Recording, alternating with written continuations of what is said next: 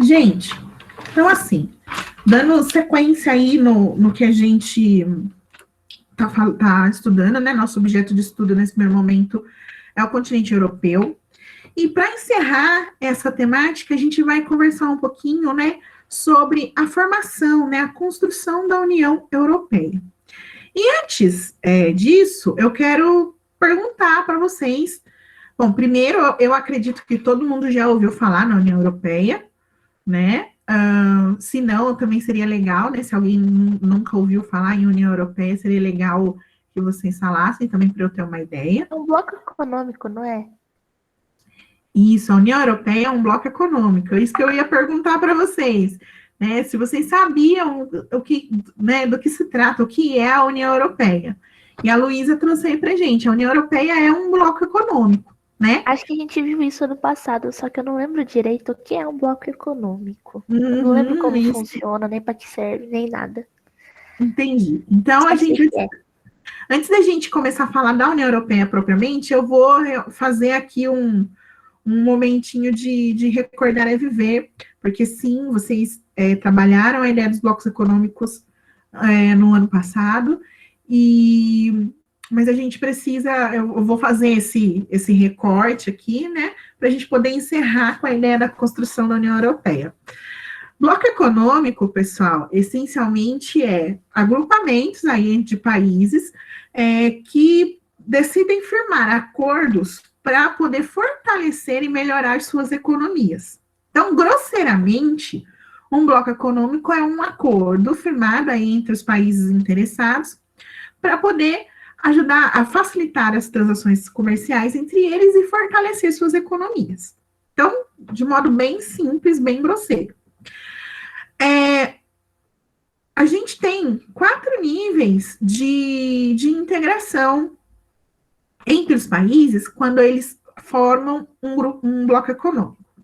Primeiro, eles têm, né, o primeiro estágio é a área de livre comércio, então, os países que fazem parte ali de uma área de livre comércio, eles vão trocar, né, vender e comprar coisas entre si, sem ter aí a preocupação com a taxação, com impostos, tá? O segundo estágio é a união aduaneira. A união aduaneira, a gente tem o livre comércio acontecendo entre os países que fazem parte ali do bloco econômico, e também todos os países que fazem parte daquele bloco praticam uma única tarifa externa, né? Uma única tarifa de aduana. O que isso quer dizer? Quando a gente compra alguma coisa de outro país, geralmente a gente tem que pagar um imposto. Então, dentro do livre comércio, os países combinam que eles não vão cobrar imposto entre si. Só que, dentro ali da união aduaneira, isso também acontece, só que não significa que quem está no bloco econômico não vai fazer comércio com outros países que não fazem parte daquele bloco. Então, o que a união aduaneira propõe? Que quando os países que fazem parte desse bloco forem fazer comércio com alguém que não com algum país que não faz parte do bloco, todo mundo tem que cobrar a mesma taxa de imposto. Então, a união aduaneira todos os países que fazem parte vão cobrar o mesmo valor de imposto na hora de comprar ou vender alguma coisa para países fora do bloco, tá? Mas a gente vai falar de novo da união aduaneira ainda hoje, tá bom? O terceiro estágio é o mercado comum, né? Então, o mercado comum também, né, tem essa facilitação das trocas comerciais entre os países, né, sem essas taxações e uma circulação mais facilitada desses produtos. E o estágio mais avançado, a gente está falando que já é o estágio da União Europeia, a gente tem ali uma união política,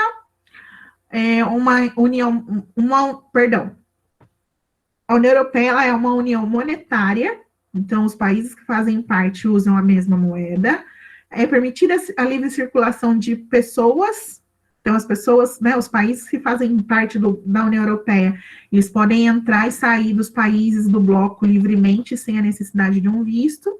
E a União Europeia, ela caminha para uma união política, né? Então, existe um parlamento europeu, as decisões são tomadas conjuntamente com os países que formam o bloco. Então, é uma coisa que supera ali a individualidade de cada país. Então, eles estão caminhando para uma união política também. Então, por isso que a União Europeia acaba sendo um objeto de estudo importante para a gente, porque ela passou por esses estágios todos da formação de blocos econômicos e está caminhando para uma realidade, né, de uma união, de uma cooperação que não tinha acontecido até então, tá certo? Até aqui, gente, só esse relembrar e viver aqui dos blocos. Tudo bem? Tem alguém que quer fazer alguma pergunta? Tudo certo por enquanto, professora. Então, agora eu vou começar a compartilhar a tela com vocês.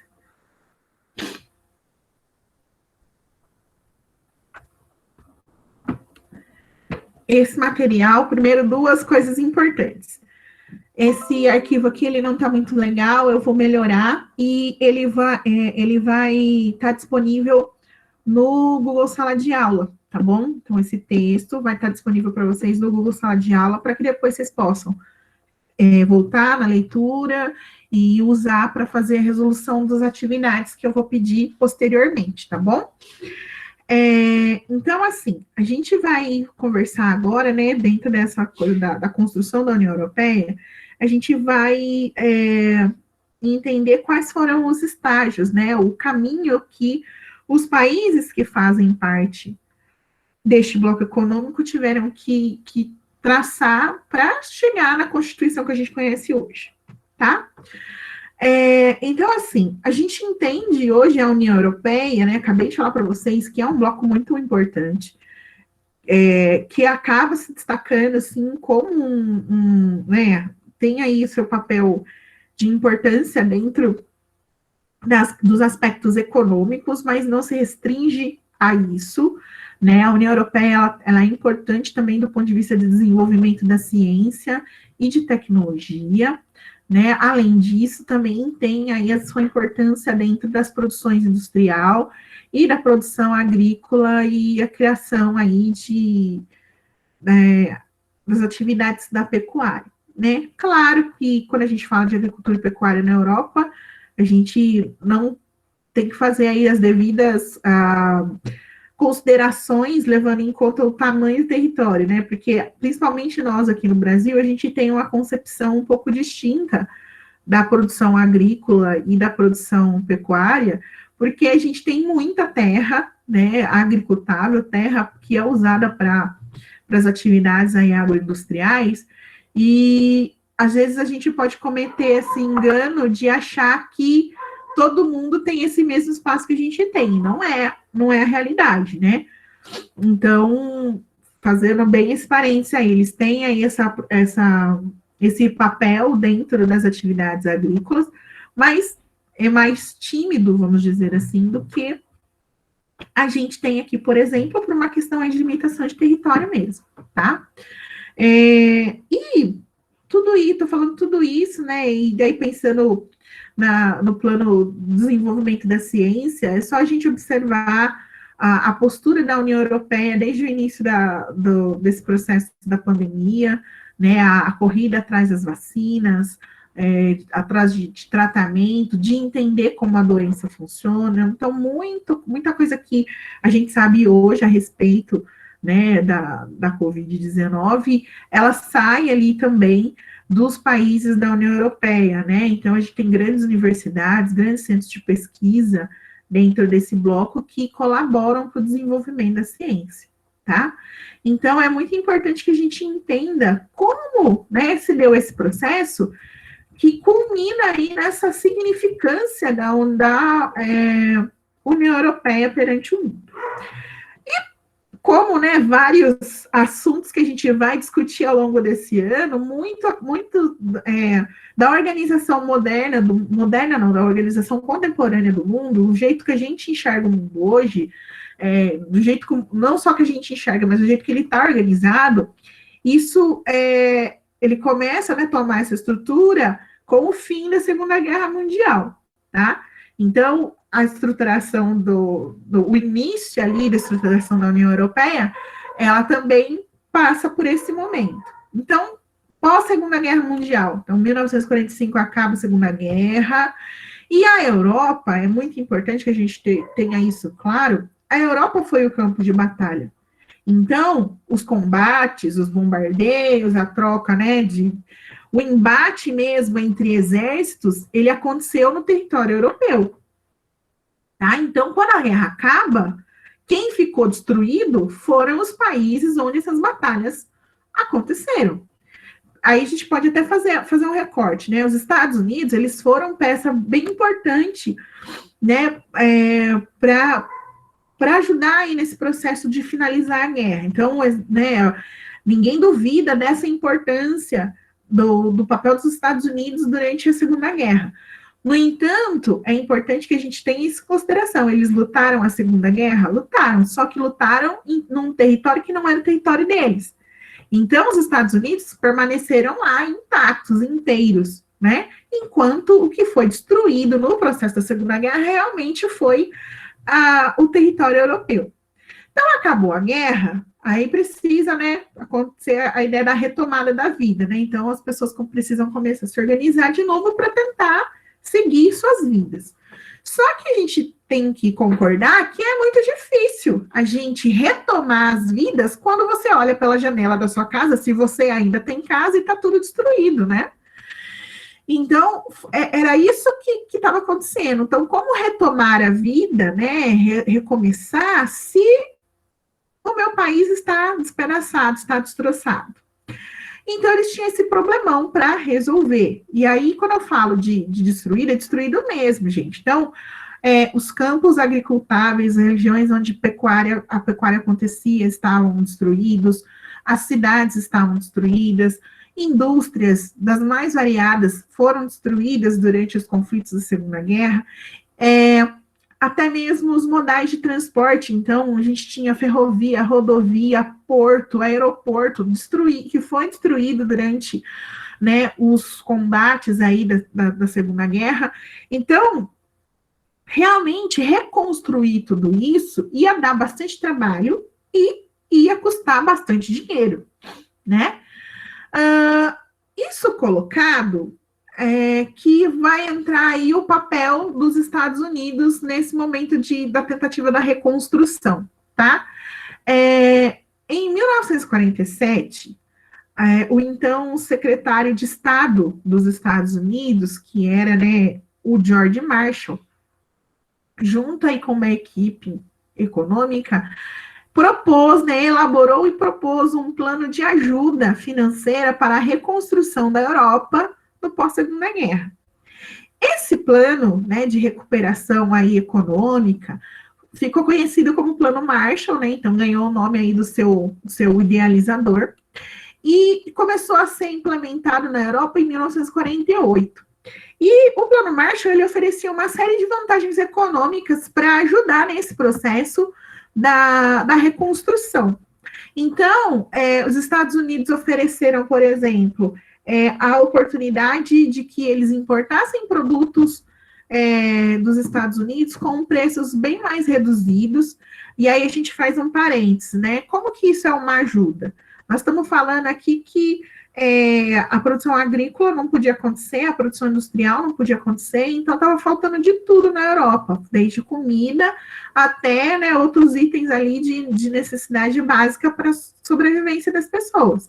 Então, a primeira coisa que foi oferecida foi isso: olha, vocês estão precisando dessas coisas básicas para viver, eu sei que vocês não conseguem produzir nesse momento, então vocês podem comprar da gente e a gente vai fazer um preço mais baixo do que vocês encontrariam na concorrência, vamos dizer assim. Então, eles ofereceram essa vantagem de adquirir os produtos com preços mais baixos. Um segundo ponto que foi proposto pelo Plano Marshall foi aí a ideia de dar crédito, né, linhas de crédito, para que a Europa pudesse importar equipamentos que iriam aí ajudar na reconstrução das cidades e das indústrias também, né? Além dessa linha de crédito, também foi oferecido para a Europa empréstimos, né? Então, empréstimo mesmo de dinheiro a custos com juros mais baixos do que geralmente eram praticados naquele momento e um prazo muito extenso, então um prazo maior para que a Europa devolvesse esse dinheiro para os Estados Unidos, tá? Então, assim, o Plano Marshall, ele vem com esse pacote de vantagens econômicas ali, desse auxílio econômico para a Europa, para que eles pudessem se reconstruir, se reestruturar, tá? O que é importante a gente deixar bem claro aqui é o seguinte: o motivo pelo qual os Estados Unidos fizeram isso, né? Porque é aquilo, né, gente? Ainda mais quando a gente está falando de dinheiro, ninguém faz nada, ajuda o outro porque é só simplesmente porque quer ajudar, simplesmente porque é bonzinho, né? E a gente está falando da maior potência econômica do mundo. Os Estados Unidos não brinca em serviço quando a gente está falando das questões econômicas.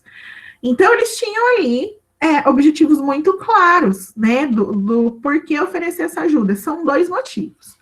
Primeiro, que é o mais óbvio, o motivo econômico mesmo, né? Fortalecer a sua própria economia.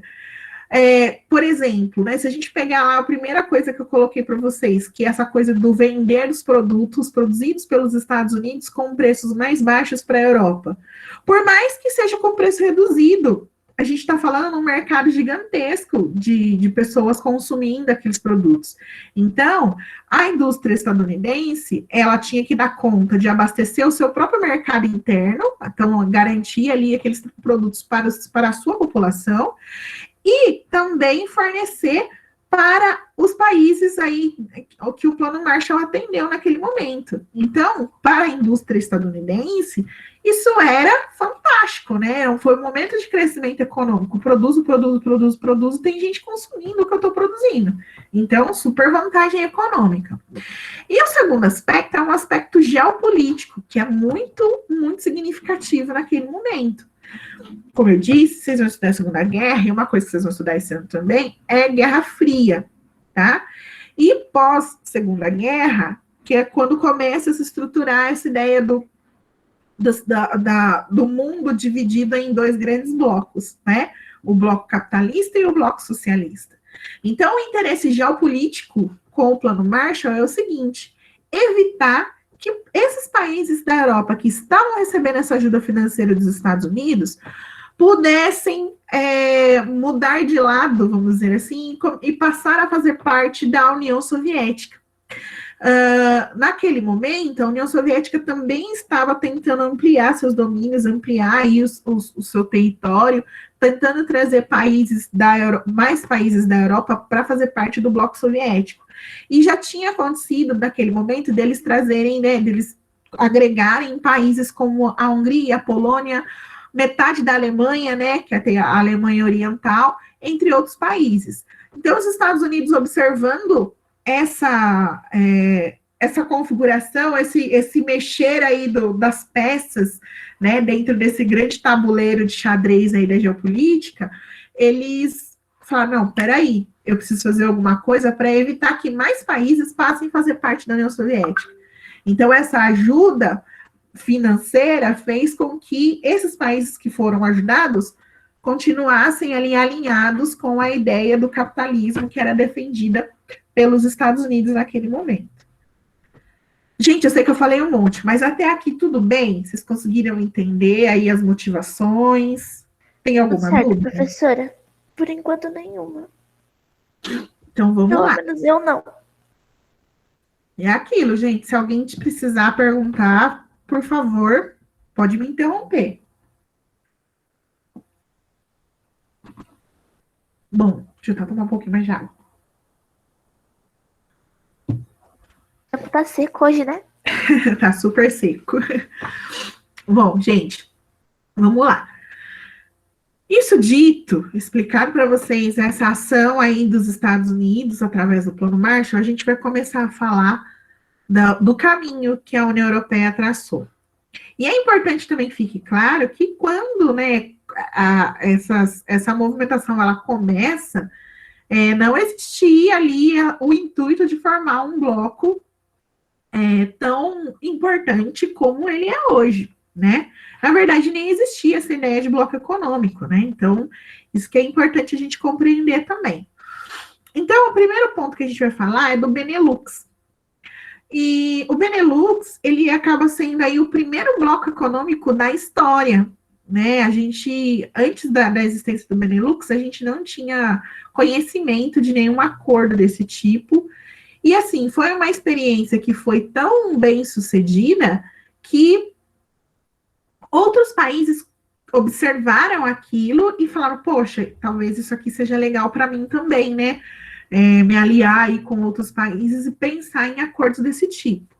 Então, vamos entender o que foi o Benelux, como que ele se formou e aí como ele passa a ser modelo para outros países do mundo.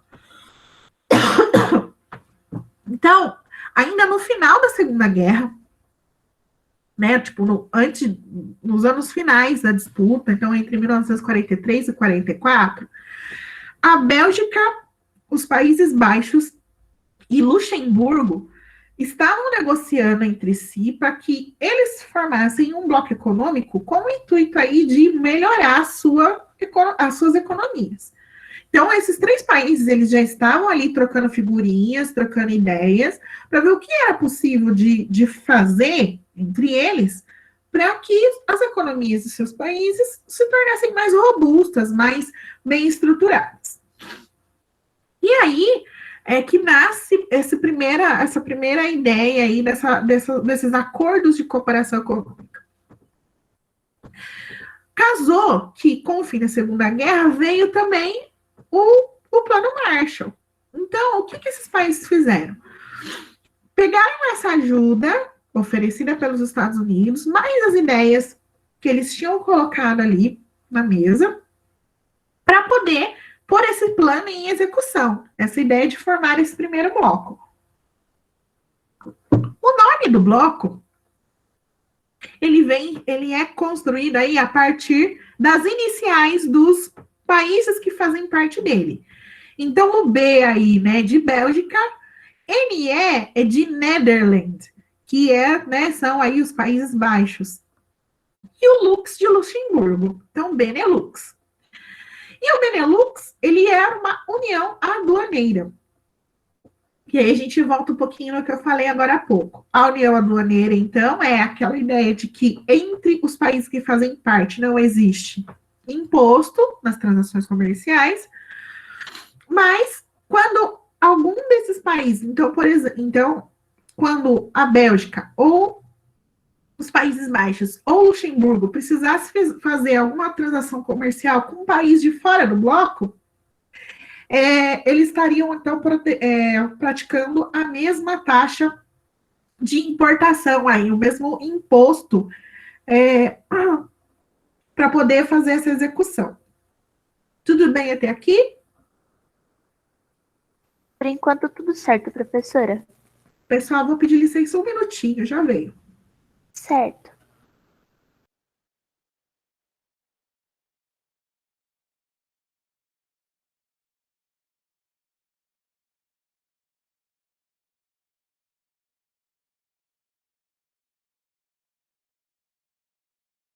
Gente, vocês já fizeram a redação de geografia do Canal de Suez? Fiz.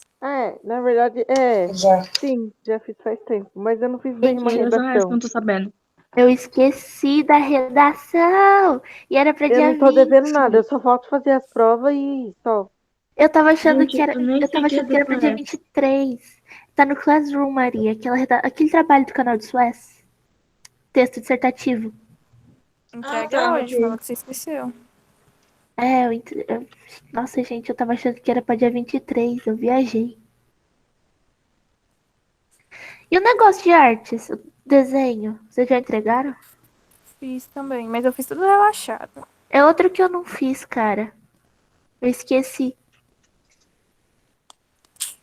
Na verdade, eu sabia que era pra ontem, só que ontem eu não consegui fazer. Gente, esse frio me deu uma rinite.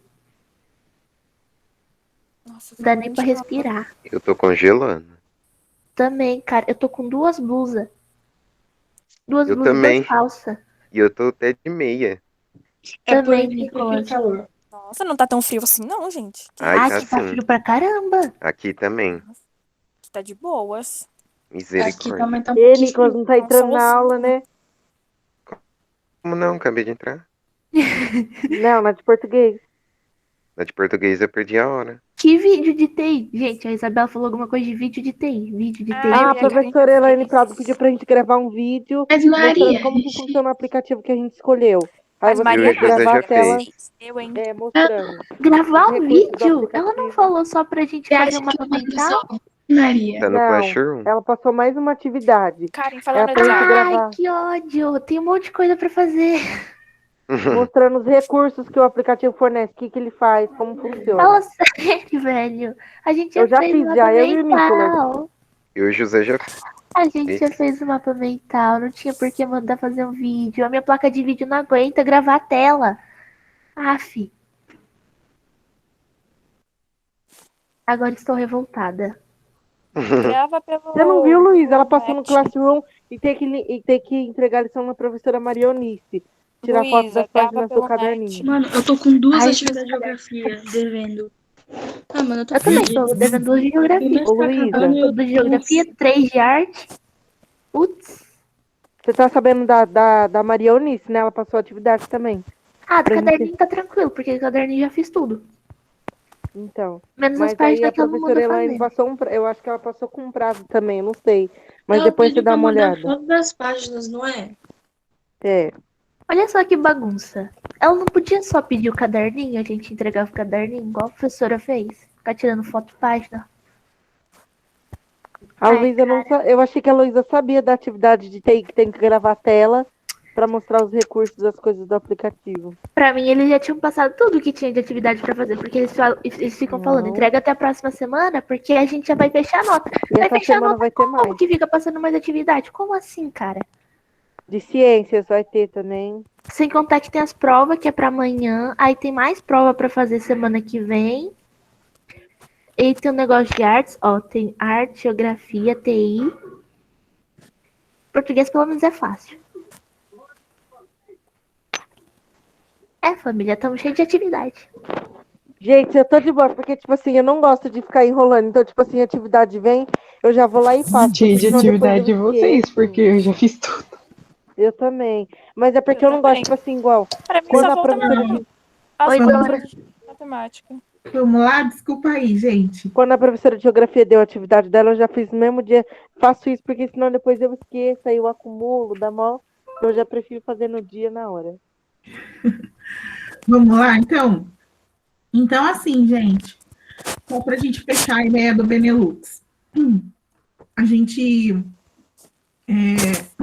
eles formaram, então, essa união aduaneira, combinou a intenção que eles já tinham, mais a ajuda financeira que veio com o Plano Marshall, e com isso, o Benelux, ele se tornou, como eu tinha dito, né, essa primeira experiência de integração econômica, da formação de um bloco. E foi uma experiência muito exitosa. E isso acabou inspirando outros países pelo mundo a também formarem blocos para tentar fortalecer as suas economias. E com isso eu pergunto a vocês. O Brasil, ele faz parte de um bloco econômico. Alguém sabe me dizer qual é? O BRICS. Ai, Mercosul, eu falei com o microfone desligado. É Eu acho que é o Mercosul? BRICS. É o Mercosul, pessoal. O BRICS, gente, deixa eu fazer uma ressalva que eu acho que é importante. E fiquem tranquilos, porque em todas as salas me responderam que era o BRICS. Eu achei muito peculiar isso, de vocês terem isso, né, a ideia de que o BRICS é um bloco econômico. O BRICS, na verdade, pessoal, ele é um acordo de cooperação mútua. Então, os países que fazem parte do BRICS, eles firmaram esse acordo para trocar experiências e trocar informações de desenvolvimento de tecnologias, de experiências políticas. É claro que fica difícil tratar, né, desses assuntos sem passar pela economia, mas não existe um compromisso tal qual aí, com essas características que eu dei para vocês, da formação de um bloco econômico dentro do BRICS. Então, por isso que o BRICS não é um bloco econômico. Oi, pode falar, Luísa. Sabe como eu sei do Mercosul? Eu acho que eu ouvi falar do Mercosul por causa das novas placas de trânsito, que agora você coloca só o país, não tem mais a cidade. Sabe aquela placa azul? Sim. Eu acho que é por isso. Eu não sei se tem alguma coisa a ver, mas eu acho que eu ouvi meu pai falando alguma coisa desse tipo. Na verdade, se eu não me engano, até isso já caiu também, viu, Luísa? A questão das placas. Mas é um projeto que tinha sido, sim, implementado, que os países que fazem parte do Mercosul teriam aquele tipo padrão de emplacamento de veículos, né? Só com o país e o número da placa. Mas se eu não estou enganada, implementaram, mas pouco tempo depois eles já, melhor deixar isso para lá. Então, assim, tem carro que tem essa placa já, né? E outros ainda circulam com as placas comuns aqui que a gente já está habituado a ver. Mas Da cidade e tal, né? Isso. Mas isso, sim, tem relação com o Mercosul. Então, assim, o bloco econômico que o Brasil faz parte é o Mercosul.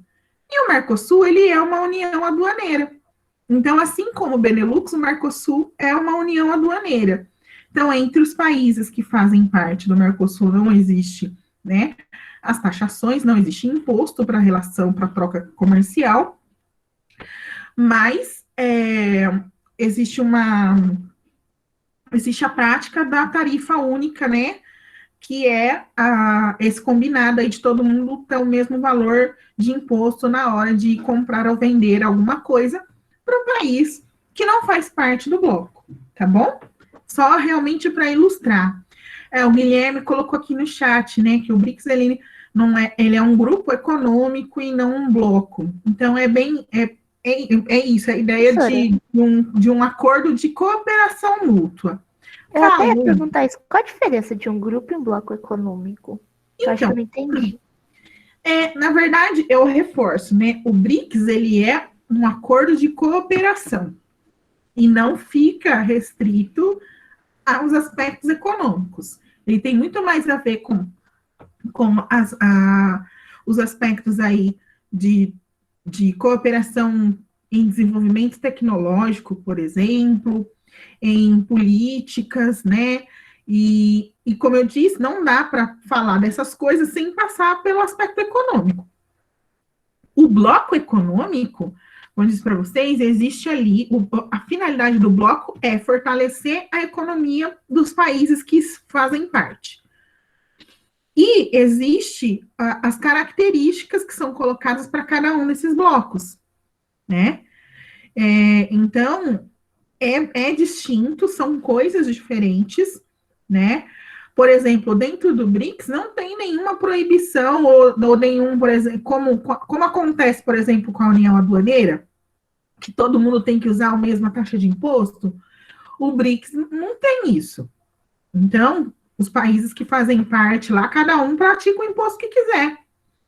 Então, tem diferenças bem marcadas, e o objetivo do bloco econômico é fortalecer a economia dos países participantes. Não é o mesmo objetivo, por exemplo, do BRICS. Tudo bem? Certo, certo. Obrigada, professora. Por nada. Então, vamos lá. Isso, então, a gente pode considerar o Benelux como sendo a sementinha, né, que vai dar origem à União Europeia, tal qual a gente conhece hoje, tá bom? Então, esse é o primeiro ponto aí da construção da União Europeia.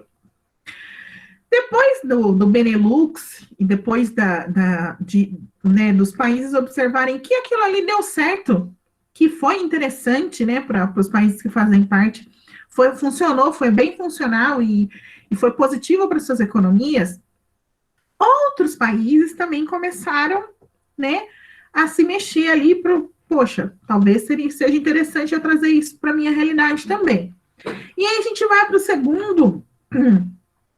segundo bloco aí, que ajuda na construção da União Europeia, que é a Comunidade Europeia do Carvão e do Aço, também conhecido como SECA, tá? Então, a SECA, ela foi criada em 1952, e aí reuniu os países que faziam parte do Benelux, então, continuou lá, Bélgica, Países Baixos e Luxemburgo, e aí entrou mais gente, né? A França, a Itália, a Alemanha Ocidental, né? Que tem a ver lá com a ideia que eu falei para vocês da divisão do território alemão, uma parte que ficou com a União Soviética e outra que ficou com os Estados Unidos. Então, a Alemanha Ocidental era a parte da Alemanha que era capitalista, tá? Então, entrou a França, a Itália, a Alemanha Ocidental, junto com os países que já faziam parte do Benelux, tá? Então, assim, qual que era a característica deste grupo? Eles continuavam sendo uma união aduaneira. E aí, eles têm uma ressalva aqui, eles eram uma união aduaneira do carvão mineral, do aço, do minério de ferro e do ferro velho. E tinha o objetivo aí de expandir as suas economias, expandir aí a oferta de empregos e o melhorar as condições de vida, né, o nível de vida aí das populações que faziam parte desses países que compunham o bloco. E aí eu quero fazer uma ressalva. Eles formaram uma união aduaneira baseado em uma categoria aí de produtos, né, e eu vou voltar aqui nos produtos. Carvão mineral, minério de ferro, aço, ferro velho. O que a gente faz com esses materiais? Para que eles servem? Um monte de coisa. Então, me dá algum exemplo. O aço e ferro, acho que é criado para para construção e carvão para geração de energia e essas coisas. Mais alguém tem uma ideia para que servem especificamente esses materiais?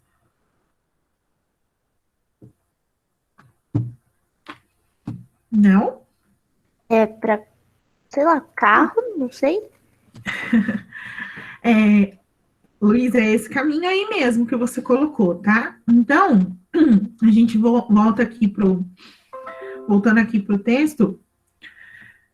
Primeiro, carvão mineral, ele tem duas funções, né? É fornecer energia, então a gente queima o carvão para gerar energia. Aí pode ser tanto gerar energia elétrica, quando esse carvão ele é queimado numa termoelétrica, por exemplo, ou a ideia da energia calorífera mesmo, né? Então, queimar e usar aquele fogo para fazer alguma coisa. Então, como fonte de energia, o carvão mineral é usado. Só que ele é usado também para uma outra coisa.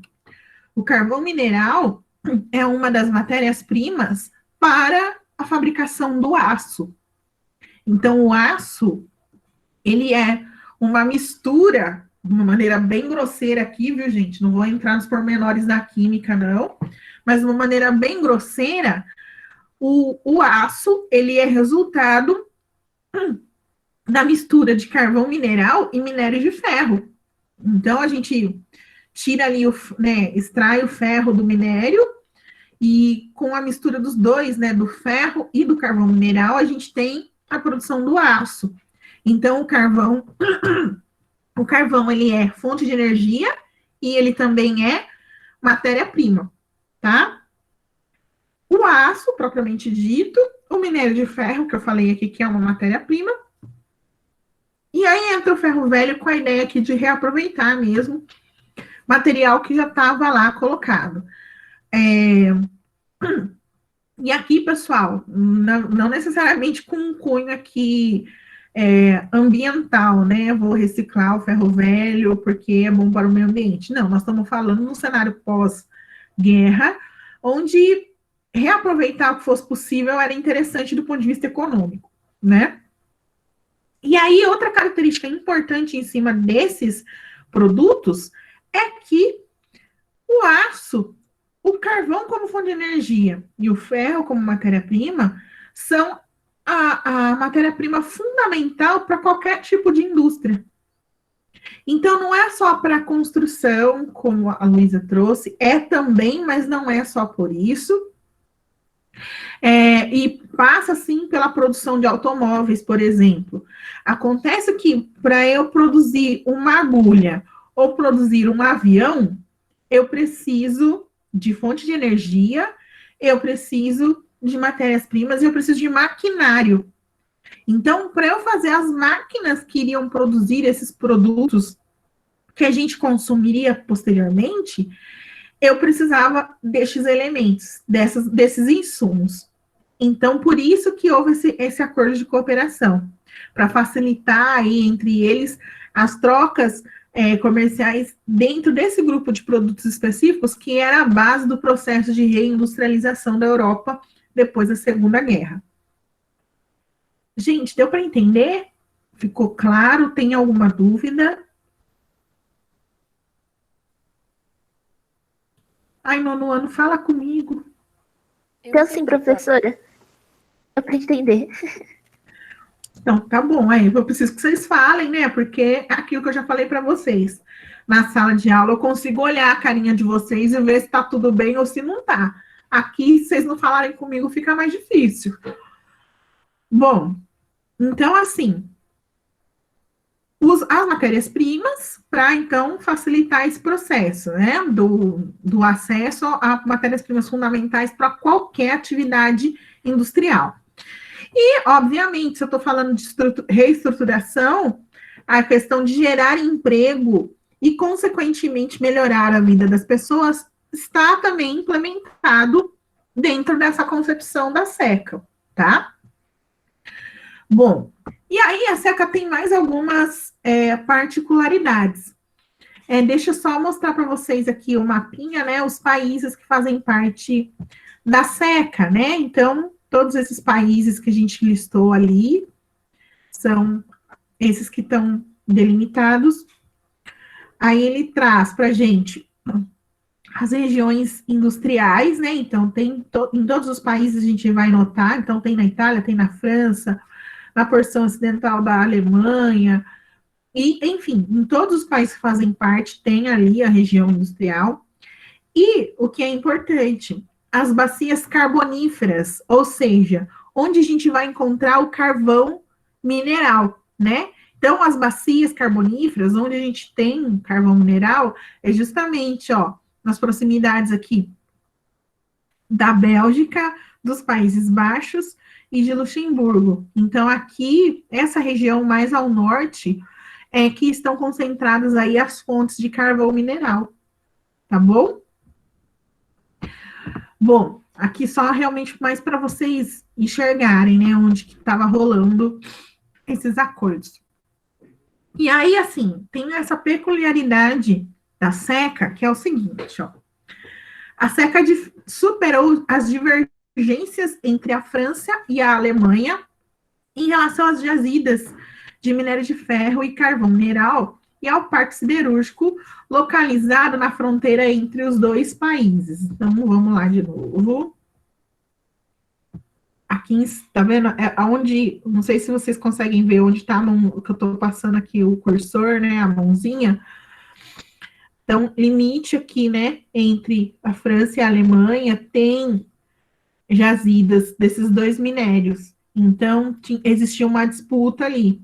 E com a implementação da SECA, essa disputa ela não fazia mais sentido, uma vez que eles estavam ali tentando firmar um acordo para facilitar realmente o comércio dessas matérias-primas. Então, acabou meio que superando essa diferença que existia entre os dois países por conta especificamente dessas matérias-primas. Ah, então, as regiões ali, né, era as regiões do Vale do Ruhr e de Sarre, que ficam na Alemanha, e de Alsácia e Lorena na França, tá? Só que essa disputa, ela é anterior também. Então, ela rolou, né, a disputa por essas regiões, ela rolou no século XIX e até a primeira da metade do século XX. Veja, a SECA é implementada em 1952. A gente está falando já, então, da segunda metade do século XX. Então, até um pouco antes aí do firmar o acordo que origina a SECA, existia essa disputa entre a Alemanha e a França, tá? Então, isso acabou, né, a firmar e aceitar esse acordo acaba com essa disputa. E aí, com a ideia de que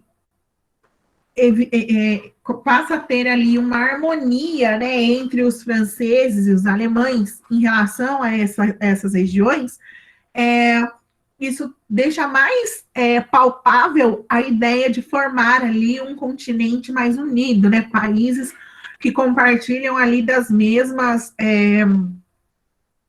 mesmos objetivos, tá certo? Então, a SECA ajudou nisso também, ela não ajuda só no aspecto econômico, mas ela passa a ajudar aí nessa situação, dessa resolução desse conflito que existia entre os dois países, fazendo com que eles se tornassem mais unidos e mais com esse objetivo de fortalecer a Europa depois das grandes guerras.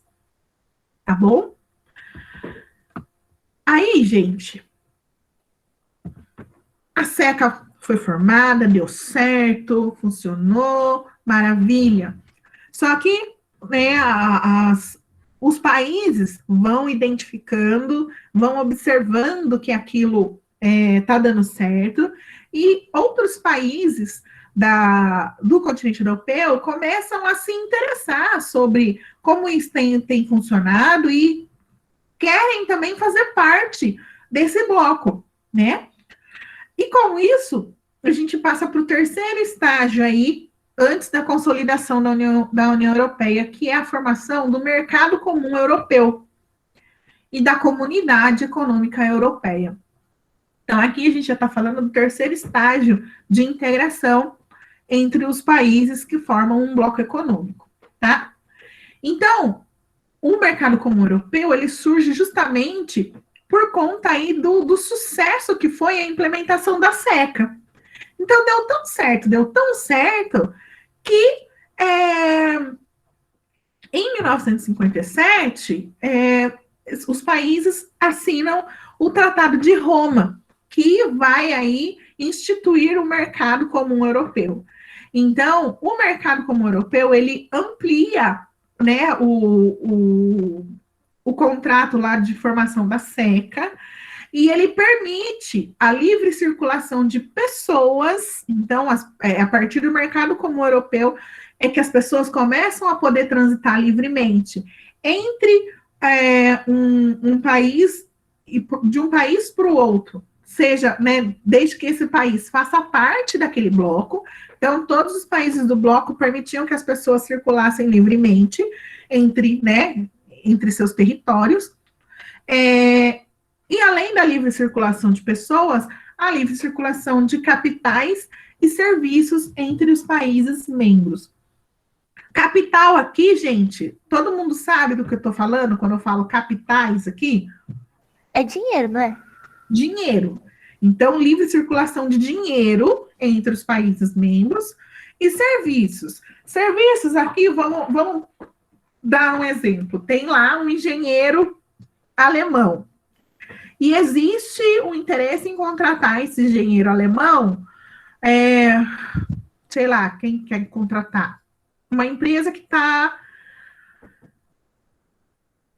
na Holanda, por exemplo.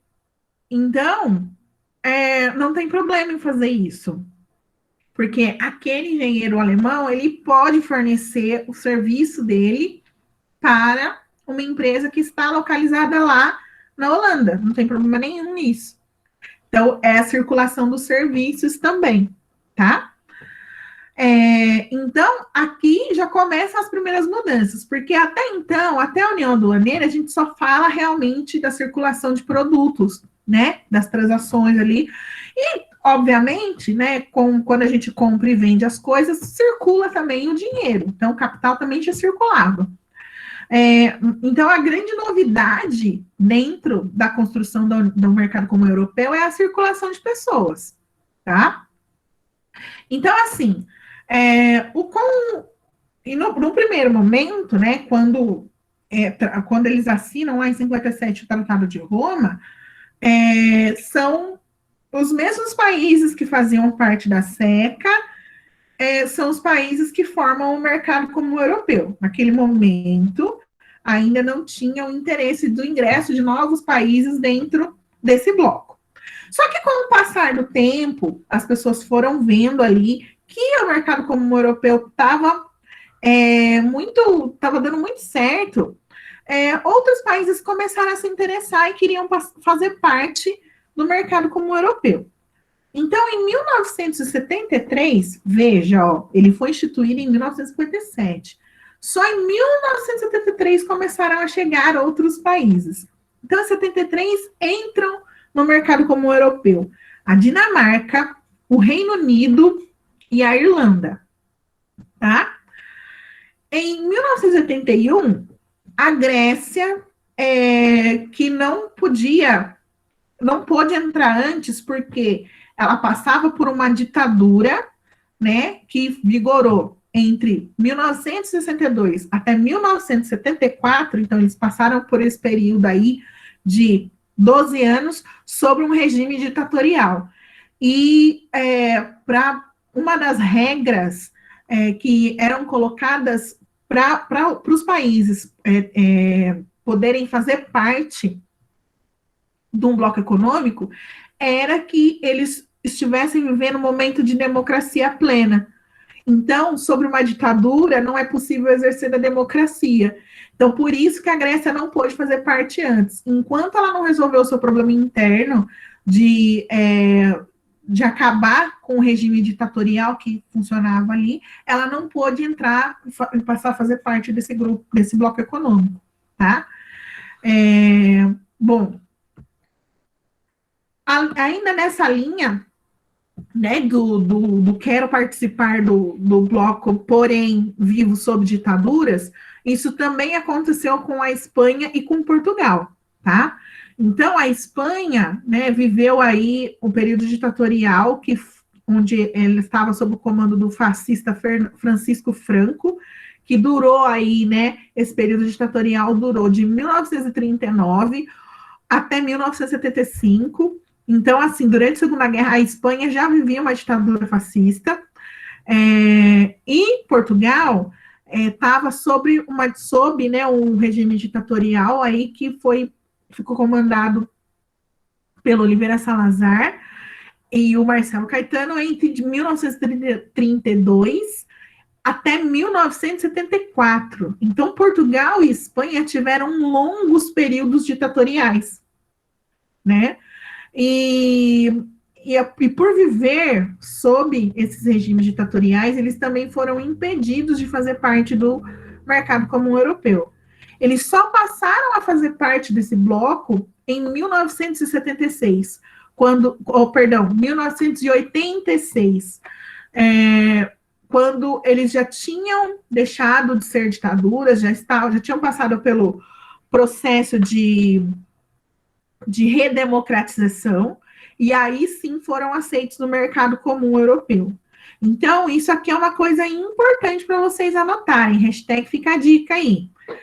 Só é possível fazer parte do mercado comum europeu, ou dos blocos econômicos que estavam sendo implementados na Europa naquele momento, países em que viviam uma democracia plena. Então, países que estavam sob a égide de uma ditadura não podiam ingressar nos blocos econômicos. Ô, professora. Oi. Esse vídeo vai estar disponível no YouTube depois, né? Pra gente voltar a rever e anotar as coisas. Isso. Ótimo. Vai dar tudo lá, tá bom? Eu sei hoje a eu tô aula... só prestando atenção, aí depois eu Volte e reveja e faça anotação, professora. Tá. Gente, é assim, eu sei, hoje a aula vai realmente tá um pouco longa, né? Que tem as suas vantagens e as suas desvantagens. A vantagem é que a gente não perde a linha de raciocínio, a desvantagem realmente é que por vezes pode ficar um pouco exaustivo. Eu tenho essa concepção. Por isso que eu estou sempre perguntando se está tudo bem, se vocês estão conseguindo acompanhar. Ou se vocês até realmente também têm alguma coisa, alguma contribuição para dar, alguma coisa que vocês viram a respeito. Então, de novo, reforço, vocês estão sempre, sempre um prazer ouvir vocês se manifestando ao longo da aula, tá bom? Então, assim, concluindo aí essa ideia. Então, quem vivia na ditadura, num regime ditatorial, não podia fazer parte desses blocos econômicos. Então, olha só, nesse processo, né, da formação da SECA, né, lá na SECA, a gente tinha, né, o que se chamava da Europa dos Seis. Quem eram os seis, né? De novo, Bélgica, Luxemburgo, Holanda, Itália, França e Alemanha Ocidental. Era a Europa dos Seis. Com a implementação do mercado comum europeu e aí o interesse dos demais países em passar a fazer parte desse bloco, a Europa dos Seis passou a ser a Europa dos 12. Então, mais 6 países pleitearam e aí ingressaram no mercado comum europeu, né? E aí, em 85, já era, essa Europa dos 12 era muito relevante, né, e forte, e ela passa a ser, ser chamada, né, de Comunidade Econômica Europeia. Então, a gente deixa de se referir ao mercado comum europeu e passa a se chamar Comunidade Econômica Europeia, tá? E aí, tcharam, a gente chega na ideia da colocação mesmo da União Europeia, tá? A União Europeia, ela começa a tomar a forma dela tal qual a gente conhece hoje, ali no início, do fim dos anos 80 e início dos anos 90, tá? E ela está ali relacionada diretamente com a dissolução da União Soviética, então, com o fim da Guerra Fria, quando os Estados Unidos, que lideravam ali o bloco capitalista, se consolidam como vitoriosos dessa disputa ideológica, né? Porque aqui, né, são dois grandes símbolos dessa vitória são a queda do Muro de Berlim em 1989 e em 1991 a dissolução da União Soviética. Então, todos os países que faziam parte da União Soviética, essa União Soviética, ela some, ela se desfaz, e cada país ali tem que cuidar da sua vida independentemente, né? Então, nesse processo, né, de fim de Guerra Fria, de fim de União Soviética, acontece o processo da reunificação da Alemanha.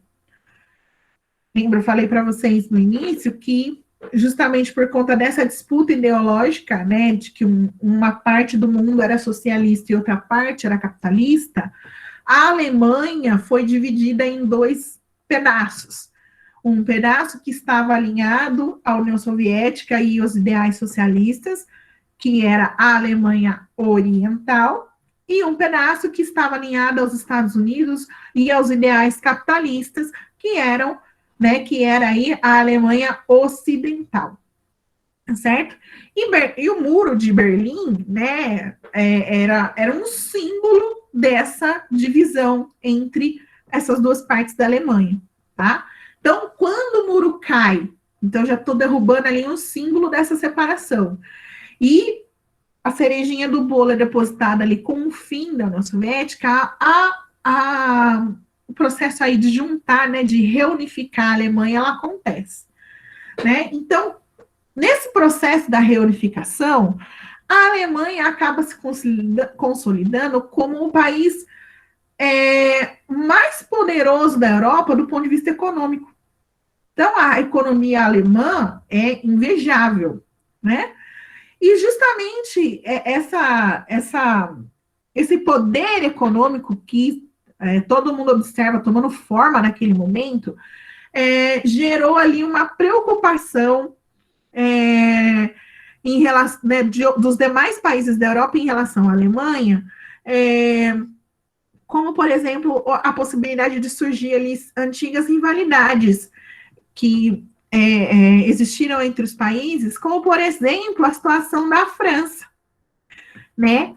A França, lembra que ela disputava com a Alemanha regiões ali de acesso a minério de ferro e ao carvão mineral? Essas disputas foram resolvidas lá com a implementação da CECA, só que quando a Alemanha se reunifica e passa a ser a principal economia da Europa, os franceses passaram a ficar preocupados com aquela condição. Falei, poxa, eles têm um poder econômico maior que o meu, talvez a gente reacenda aí disputas que pareciam ter sido resolvidas anteriormente. Então, para tentar eliminar essa possibilidade de reviver essas disputas, foi proposto, então, aprofundar ainda mais essa relação entre os países que faziam parte lá da Comunidade Econômica Europeia, certo? Então, em 1992, foi assinado, né, os países que já faziam parte da Comunidade Econômica Europeia, assinam, então, o Tratado de Maastricht, tá? Maastricht é uma cidade na Holanda, então, vocês podem observar que muitos tratados têm nomes aí dos locais onde eles são assinados, tá? Então, o Tratado de Maastricht, ele substituiu o Tratado de Roma, que implementou lá naquele momento a livre circulação de pessoas entre os países que fazem parte do bloco. E o Tratado de Maastricht, ele tinha como objetivo chegar na União Econômica e Monetária e uma união política, né, uma política externa e de defesa comum entre os países que fazem parte do bloco. Então, eles queriam superar a ideia do estágio em que eles se encontravam, de permitir que as pessoas circulassem, assim como o dinheiro e os serviços prestados. Eles queriam chegar nessa ideia de que era possível que os países que fazem parte do bloco se utilizassem da mesma moeda, né? Então, existia essa união monetária, econômica e monetária, e implementar essa política externa e uma política de defesa que fosse comum a todos os países que fazem parte do bloco. Então, assim, esse é o estágio de maior integração possível entre os países que fazem parte de um bloco econômico. Tanto é que o único bloco econômico que está nesse estágio é a União Europeia.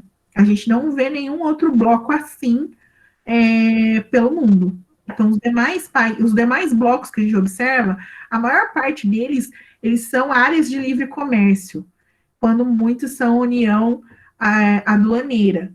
Não existe, parece que, pelo menos até agora, não existe interesse da parte de outros países para que se institua a livre circulação de pessoas entre eles e até mesmo chegar nessa ideia de uma união monetária, tá certo? Então, essas características, elas só estão presentes na União Europeia.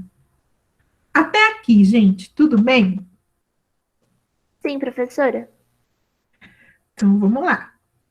Bom, e aí, né, quando o Tratado de Maastricht é assinado lá em 1992, o bloco deixa de se chamar Comunidade Econômica Europeia e passa a se chamar União Europeia. Tá certo? Então, a União Europeia, tal qual a gente conhece hoje, ela se forma, né, implementada através lá da assinatura do Tratado de Maastricht em 1992.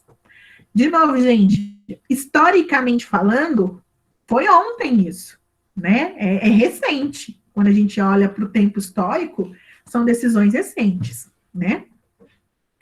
Bom, quando os países assinam o Tratado de Maastricht, aceitam esse desafio dessa proximidade, de tentar aprofundar aí esses laços que unem os países, isso fez com que aquele medo que surgiu, né, por conta da reunificação da Alemanha, eles fossem apaziguados, né? Então, o medo que existia naquele momento, ele passou, e, na verdade, ele ainda conseguiu aproximar, principalmente, né, a Alemanha e a França nesse processo, tá? Tanto é que a França é o principal parceiro comercial da Alemanha, assim como a Alemanha é o principal parceiro comercial da França. Então, eles aprofundaram, né, além de deixar as diferenças de lado, as desconfianças, eles ainda conseguiram tornar suas relações econômicas e, consequentemente, políticas mais próximas ainda, né? Então, isso foi um ponto positivo para os dois países. Então, assim, com a implementação da União Europeia, a gente estabelece ali novamente, né, a livre circulação de mercadorias, de capitais, de serviços e de pessoas, né? Então, tudo isso continua. A eliminação das tarifas para o comércio entre os países membros. Isso daí a gente já tinha acontecido anteriormente, né? Então, não tinha mais imposto sendo cobrado entre os países que fazem parte do bloco. A adoção de um passaporte único. Então, né, um cidadão europeu, ele tem um passaporte da União Europeia, né? Ele não tem, por exemplo, se é um cidadão espanhol, não é um passaporte da Espanha, é um passaporte da União Europeia, tá certo? A introdução aí da moeda única. Então, isso aqui é bem interessante de a gente colocar também. Em 92, o tratado é assinado, porém, o euro ele começa a circular no início do século XXI, em 2000, 2001, 2000 ainda é o último ano do século XX. Mas, se eu não me engano, acho que foi em 2001 que o euro começou a circular mesmo. Então, ter a nota, o papelzinho, só um minutinho, só para concluir, o papelzinho, né, o dinheiro mesmo, físico, se eu não me engano, é só em 2001 que é implementado. Pode falar, Luísa. Ô, professora, então, antes do euro, cada país tinha a sua moeda, agora eles usam uma moeda só? Isso, cada país tem a sua moeda, e mesmo com a implementação do euro, ainda teve uma resistência de determinados países a adotar o euro como moeda oficial. Então, por exemplo, quando o euro foi implementado, o Reino Unido se recusou. Então, eles usaram a Libra, não é? Isso. Por quê? Porque, para alguns países, a moeda, ela também é um símbolo da sua nacionalidade, é um símbolo cultural, vai além da questão econômica. Então, alguns países, eu estou dando exemplo do Reino Unido, mas teve mais uns 2 ou 3 que não quiseram adotar o euro como moeda oficial para preservar essa identidade cultural, tá? Então, assim, a gente vai falar melhor ainda, né, disso, com mais detalhe, mas o que, para manter essa identidade, alguns países se recusaram, então não adotaram a moeda. Mas na Bolsa de Valores, sabe, quando tem lá índice, dólar, iene, o euro tem euro de cada país? Tem o valor do euro de cada país? Não. Ou é um valor só? É um valor só. É um valor só. É como o euro, vamos dizer assim, o euro está equivalente ao dólar estadunidense, tá? Tanto é que eu até comentei com vocês, não sei se eu comentei aqui, desculpa, eu estou dando essa aula já há alguns dias.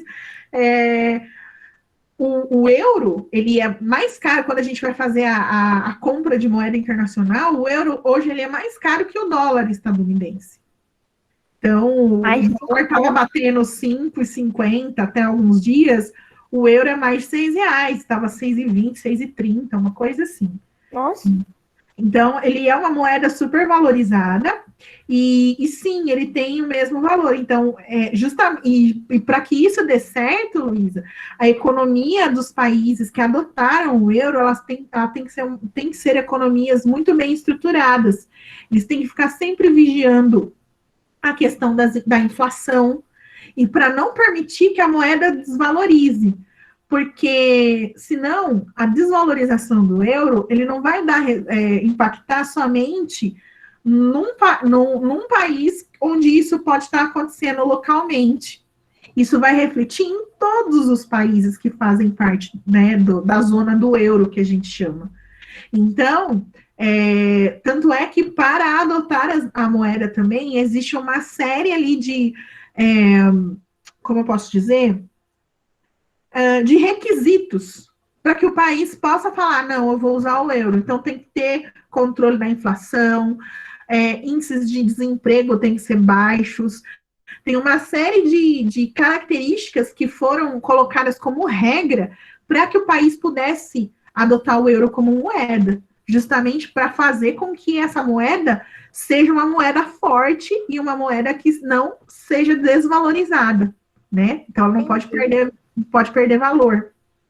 Tá bom? Professora, mas Sim. assim, eu não sei direito como funciona a Bolsa de Valores, mas, tipo, tem o dólar americano e tem o dólar estadunidense na Bolsa de Valores, ou só tem dólar, euro e não conta cada país? Olha, Luiz, é assim. Quando eu falo o dólar estadunidense, é o dólar americano que você está falando, tá?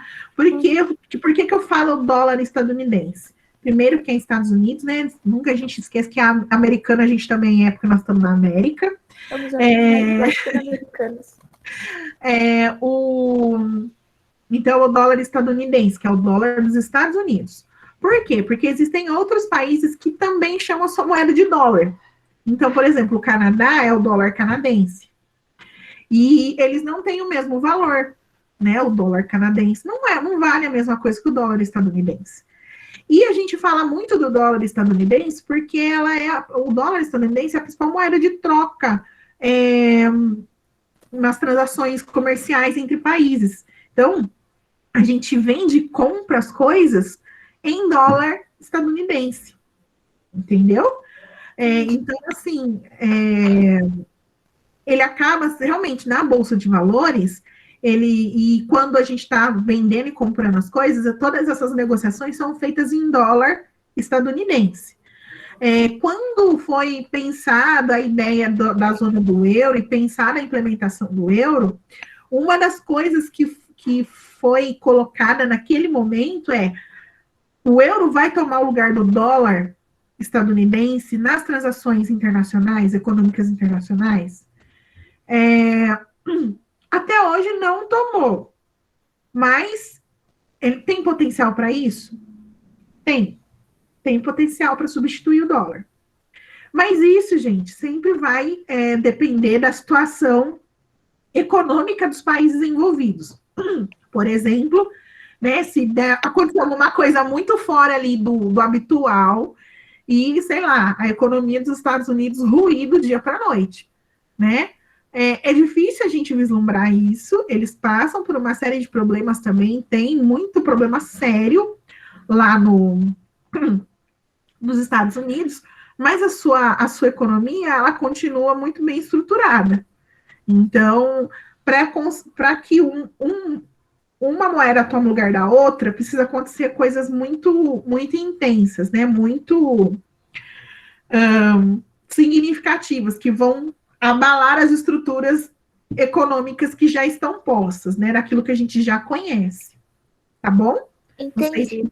Não sei se ficou claro, ou se de repente eu acabei confundindo mais você, mas essencialmente é isso, tá? Acho que entendi. Obrigada, professora. Tudo bem, de nada. Gente, eu vou fazer o seguinte. São 11h36, eu tenho que fazer chamada. Então, eu vou parar aqui nessa parte. Eu falei até da criação da moeda única. Ainda falta comentar a questão do Banco Central, do parlamento. Então, a gente vai retomar dessa parte na próxima aula, tá bom? Alguém tem mais alguma dúvida? Tem mais alguma coisa que vocês gostariam de perguntar? Ou a gente pode encerrar aqui para eu fazer a chamada? Tá tudo certo, dona. Tudo certo? Pode Então, encerrar por hoje, dona. Então, vou fechar, parar